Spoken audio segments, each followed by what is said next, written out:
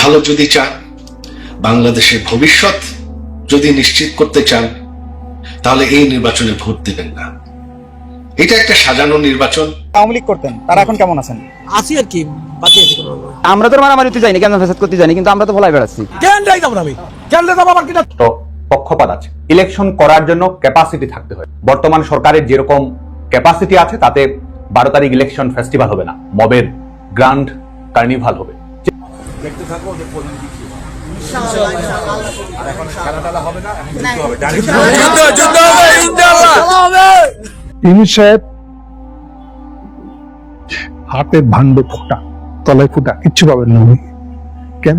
দর্শক, নির্বাচনের আর মাত্র 5 দিন বাকি। তো এই সময়ে এই বর্তমান সরকারের উপদেষ্টারা, আমলা উপদেষ্টা, তারা তাদের কূটনৈতিক পাসপোর্ট জমা দিয়ে সাধারণ পাসপোর্টের জন্য আবেদন করেছেন। দর্শক, এইমাত্র পাওয়া তাজা খবর। দর্শক, আজকে আপনাদেরকে দেখাবো এমন একটি গুরুত্বপূর্ণ ভিডিও, যে ভিডিওটি এই মুহূর্তে ভাইরাল হয়েছে সোশ্যাল মিডিয়ায়। সেই গুরুত্বপূর্ণ ভিডিওটি আজকে আপনাদেরকে দেখাবো। দর্শক, আওয়ামী লীগ ছাড়া নাকি কখনোই নির্বাচন হবে না। দর্শক, এ বিষয়ে বিস্তারিত দেখতে পারবেন এই ভিডিওতে, তাই 1 সেকেন্ডও না টেনে পুরো ভিডিওটি দেখবেন। চ্যানেলে যদি নতুন হয়ে থাকেন তাহলে অবশ্যই চ্যানেলটিকে সাবস্ক্রাইব করে রাখবেন পরবর্তী আপডেট পাওয়ার জন্য। তা ভিডিওতে একটি লাইক করে দেখতে থাকুন সম্পূর্ণ ভিডিওটি। আপনারা আওয়ামী লীগ করতেন, তারা এখন কেমন আছেন? আছি আর কি, বাকি আছি। আমরা তো মারামারিতে যাইনি, কেন ফেসাদ করতে যাইনি, কিন্তু আমরা তো ভোলাই বেড়াচ্ছি। কেন যাই যাব না আমি? কেন যাব আমার কিনা? ছবি তুলবে আমি তাহলে। ভোট নিয়ে গোপালগঞ্জের একটি অংশের ভোটারদের ভাবনাটা এমনই। তাদের দাবি, শেখ হাসিনা ভোটে না থাকায় ভোট কেন্দ্রে যাবেন না তারা। গোপালগঞ্জের মানুষ ধরেন 60%ই না যাওয়ার সম্ভাবনা, আমার ব্যক্তিগত ধারণা বলতেছে যেটা। প্রশাসন এখানে ঘুরতে আসলো, এদের ভিতরে ভয় কাজ করতেছে যে আমাদের ধরে নিয়ে যাবে না, ধরে নিয়ে যাবে না। কেন ধরে নিয়ে যাবে না? ওই যে ভাঙচুর করছে, পোড়াপুরি করছে, এই পড়া ভয়টাই এখানে প্রশাসন আসলেই সে বাজার ক্লিয়ার হয়ে যায়। না খাই মারবি, না খাই যদি মারে তাই মারবি। ছেলে মেয়ে বাপসা সারা দেয়, জেল খাটায়, আর আমরা এনে বসে সেই জায়গায় যাবো ভোট দিতে। এই জেলা বরাবরই আওয়ামী লীগের ঘাঁটি, কিন্তু আওয়ামী লীগের কেন্দ্র থেকে প্রান্ত সব পর্যায়ের নেতারাই এখন পলাতক। কোথাও কারোর দেখা মেলে না। কিন্তু সাধারণ আওয়ামী লীগের ভোটারদের পরিস্থিতি জানতে চ্যানেল 1 3 দিন এই জেলার বিভিন্ন গ্রাম ও বাজার ঘুরে পরিস্থিতি বোঝার চেষ্টা করেছে। গোপালগঞ্জের পরিস্থিতি এখন থমথমে। ভোট কিংবা আইনশৃঙ্খলা পরিস্থিতি নিয়ে কেউই মুখ খুলতে চান না, ক্যামেরা দেখলেই এড়িয়ে যান। গোপালগঞ্জের 3টি আসনের একটানা সংসদ সদস্য ছিলেন শেখ হাসিনা, শেখ সেলিম ও ফারুক খান। জনপ্রতিনিধি হয়েও আসনগুলোতে তারা সময় দিতেন না।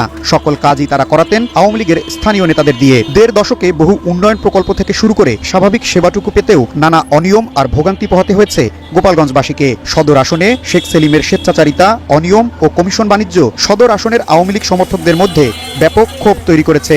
আমরা ভোট দিলেও যা না দিলেও আমাদের তো যে আওয়ামী লীগ সরকার চলে গেছে, যার ফলে আমরা তো খালি সাধারণ মানুষ বুকবার নাকছি। তাই যে এরপরে নির্বাচন হওয়ার পরে যদি কোনো সরকার হয়, সে কি আমাকে চাপ সব সময় থাকবে। যে কেউ 10,000 ভোট পেয়ে হবে, কেউ 3,000 পাইও হবে। এখন কি হবে? যাবে দেশের পরিস্থিতি, যাবে ভোট কেন্দ্রে মানুষ যাবে মনে হয়।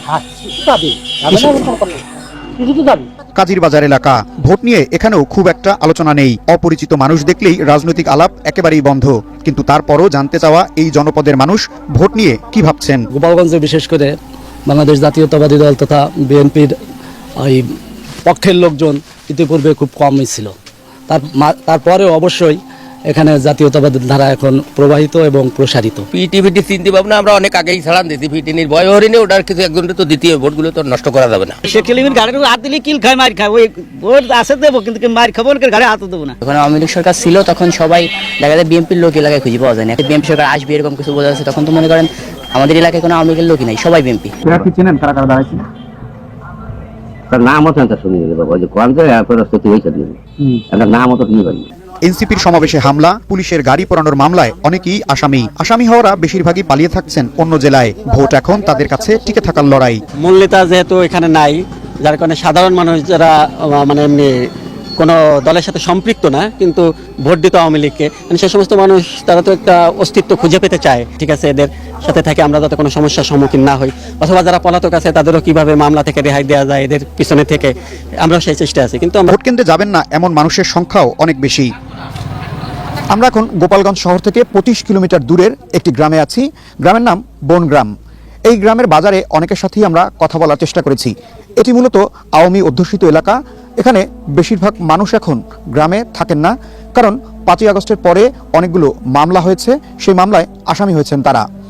এ নিয়ে অনেকের সাথেই কথা বলার চেষ্টা করেছিলাম আমরা, কিন্তু তারা গণমাধ্যমে কথা বলতে রাজি নয়। গোপালগঞ্জের আওয়ামী লীগের সমর্থক ও ভোটারদের বড় চিন্তা এখানে ভোটের পর পরিস্থিতি কতটা তাদের জন্য স্বাভাবিক থাকবে। এনসিপি সমাবেশে হামলা, পুলিশ ও ইউনোর গাড়ি পোড়ানো, বিএনপি নেতা হত্যা মামলায় অজ্ঞাতনামা আসামির সংখ্যা অনেক। এসব মামলায় হয়রানি ও টাকা পয়সা হাতিয়ে নেয়ার মতো ঘটনাও ঘটেছে। এখন ভোট দিলে কে অসন্তুষ্ট হবে সেই আতঙ্ক আছে অনেকের মনে। বাড়ি গোপালগঞ্জ, তারপরে কারো হয়তো দেখা যাচ্ছে কারো শত্রুতা থাকে, এরকম আছে যে আপনার নামে ধোকা দিলাম, আমার টাকা পয়সা আছে, কিছু খরচ করবে, এরকম আছে। এমন এমন মানুষ আছে তারা জীবনে যায়নি, তারা আসামি, তারা জেলে করছে। 3টি আসনেই বিএনপি, জামায়াত ও স্বতন্ত্র প্রার্থীরা ভোটের জন্য দাঁড়ে দাঁড়ে যাচ্ছেন, কিন্তু তাদের মাথায় রাখতে হচ্ছে এখানে জয় পরাজয়ের নির্ধারক আওয়ামী লীগের ভোটার। জাতির পিতা শেখ মুজিবুর রহমান সাহেব এবং তার কন্যা শেখ হাসিনা দীর্ঘদিন দেশটাকে শাসন করেছেন। তারা আপনার অতীতে যে সমস্ত কাজ কারবার করেছে তাদের একটা পরিচিতি আছে, এই জন্য তাদের ব্যাপারটা জনগণই ডিসাইড করবে তারা কি করতে পারবে। গোপালগঞ্জের মানুষ সবসময় একটু স্বাধীন চেতা মানুষ, স্বাধীনতা বিশ্বাসী, মুক্তিযুদ্ধের চেতনায় বিশ্বাসী। এই কারণেই আমার মনে হয় না অন্য 5-10 জেলার মতো গোপালগঞ্জের মানুষ কোনো স্বাধীনতা বিরোধী শক্তিকে বা মুক্তিযুদ্ধ বিরোধী কোনো শক্তিকে তারা ভোট দিয়ে তাদের নির্বাচিত প্রতিনিধি করবে বলে আমার বিশ্বাস নেই। গোপালগঞ্জে ভোটের দিনে 2টি চ্যালেঞ্জ: আইন শৃঙ্খলা পরিস্থিতি স্বাভাবিক রাখা ও ভোট কেন্দ্রে ভোটারের উপস্থিতি নিশ্চিত করা। এই পরীক্ষায় সরকার কতটুকু সফল হবে? দর্শক, নির্বাচনের আর মাত্র 5 দিন বাকি।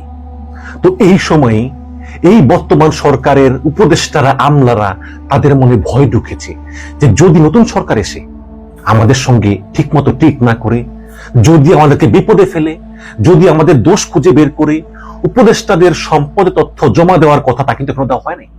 তো আমরা জেনেছি যে অনেক উপদেষ্টা তারা তাদের কূটনৈতিক পাসপোর্ট জমা দিয়ে সাধারণ পাসপোর্টের জন্য আবেদন করেছেন, এবং যেটা কিন্তু খুবই অস্বাভাবিক। সাবেক রাষ্ট্রদূত মুন্সি ফয়েজ বলেন যে এইরকম তিনি আগে কখনো দেখেননি, যে এখন উপদেষ্টা আছেন, মন্ত্রী পদমর্যাদার উপদেষ্টা থাকা অবস্থায় তারা কূটনৈতিক পাসপোর্ট সারেন্ডার করতেছেন, সাধারণ পাসপোর্ট নিচ্ছেন। কেন নিচ্ছেন? এটা বাংলাদেশে কখনোই আগে ঘটেনি। আসসালামু আলাইকুম, আমি জয় বলছি। সামনে আমাদের কয়েকদিন পরে আমাদের দেশে একটি সাজানো নির্বাচন আছে, তার সাথে আছে একটা গণভোট। আমি জানি আপনারা সবাই ভীষণ বিরক্ত।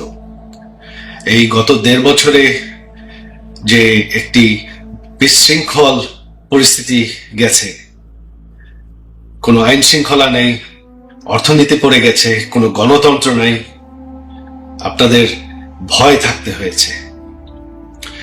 আপনারা সবাই বিরক্ত, ভোট দিতে চান যে যেভাবেই হোক এই সরকার চলে যাক।